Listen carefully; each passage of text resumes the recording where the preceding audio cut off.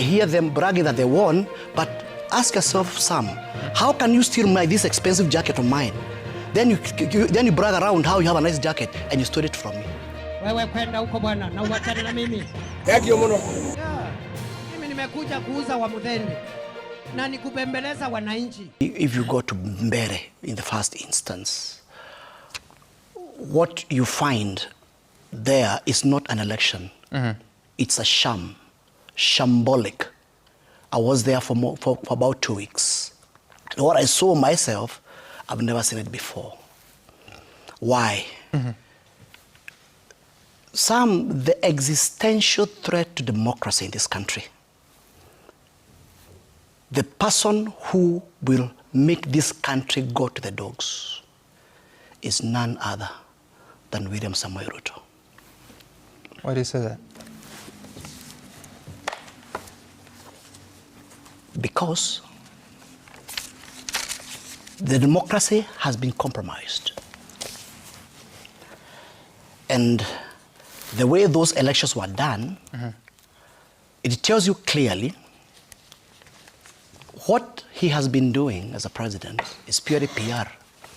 When you talk about housing, when you talk about roads, when you talk about health, when you talk about employment, because in a normal democracy, what you're supposed to do is to go to the ground and sell what you're doing to the people. And that's become the shield of a sitting government.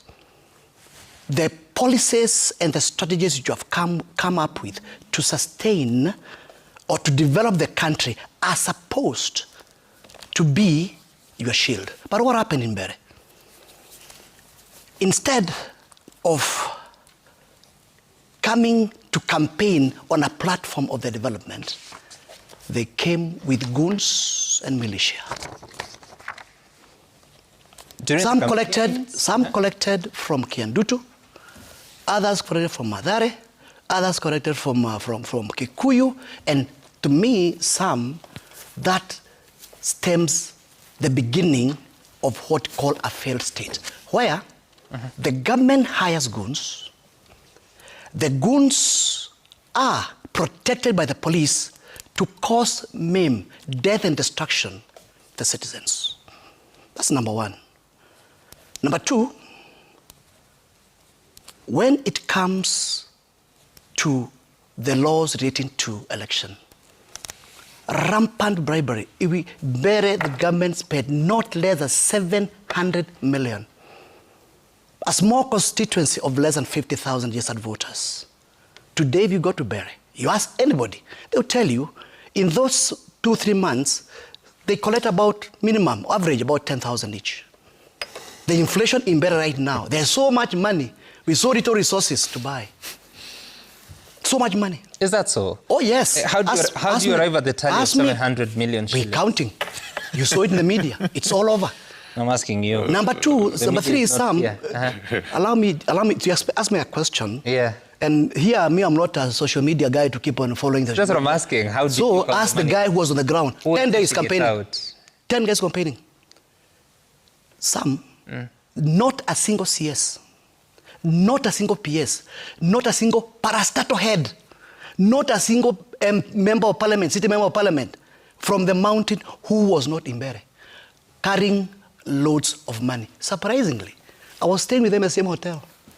So you can see, money exchange hands, go to the ground, calling people, giving them money, including on the day of the election. But most sad part of it is this. Even in that scenario, having known that they're going to lose the election, a whole cabinet secretary storms not 1, 2 polling stations, chases away everybody with guns and police, and then he becomes the judge and the jury, and they give themselves all the votes they require. So bottom line, number one, the democracy in Mbeere, in particular, has mutilated. In fact, I hear them bragging that they won, but ask yourself, Sam, how can you steal this expensive jacket of mine? Then you brag around how you have a nice jacket and you stole it from me. Number 2, IEBC. IEBC is supposed to be a referee. In a match, anybody who causes foreplay is given a yellow or red card. IEBC is compromised. It's part of the fraud. How so? And you find, even in the midst of bribery, midst of violence, midst of goons being sent all over on the election day, in the midst of even people caught carrying marked ballot papers, IBC has been looking the other way, see no evil, hear no evil. So who was caught carrying marked ballot papers? There are at least 2 or 3 cars which were caught carrying, try even to get to the police station. I was in a place called Ivorore Ward. I was in charge of Ivorore Ward. All right? So I'm giving what you call further information. Real ballot papers? Oh, yes, marked ballot papers. That has been a scheme all through, from the beginning of the election, of the voting day to the last minute. So what evidence do you have to support that? Allow me to finish. No, yes. Wait a minute. Allow me to finish. We just want to understand what you're saying. You see, I told you, Sam, yes. I'm not a social media consumer. I'm telling you, I'm giving information. And for the benefit of the viewer, what evidence do you have to support what you say? Do I need to carry evidence for from Mbeere? I'm giving information. I have it. In fact, I want to conclude and say this. Yes. That election Mbeere will not see the light of the day. We shall overturn it. And maybe give you a small scenario. Yeah. Do you know, and here they are prominent lawyers, the election law says for you to qualify, to vie in any political office, you must be a registered voter. The guy called Muriuki, Leonard Muriuki Njero, was the registered voter in Mbeere. Mm-hmm. The candidate called Leo Wamuthende Njero was not a registered voter in Mbeere. Even with the Gazette notice showing that his name has changed? The name has changed.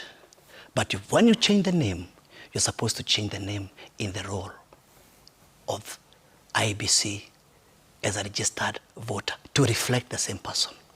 There was no time to do that. Thank you. You see, what's happening. See now what I'm trying to say long and short. The panic in the government. They were not able to see such simple, glaring discrepancies. Okay, all right.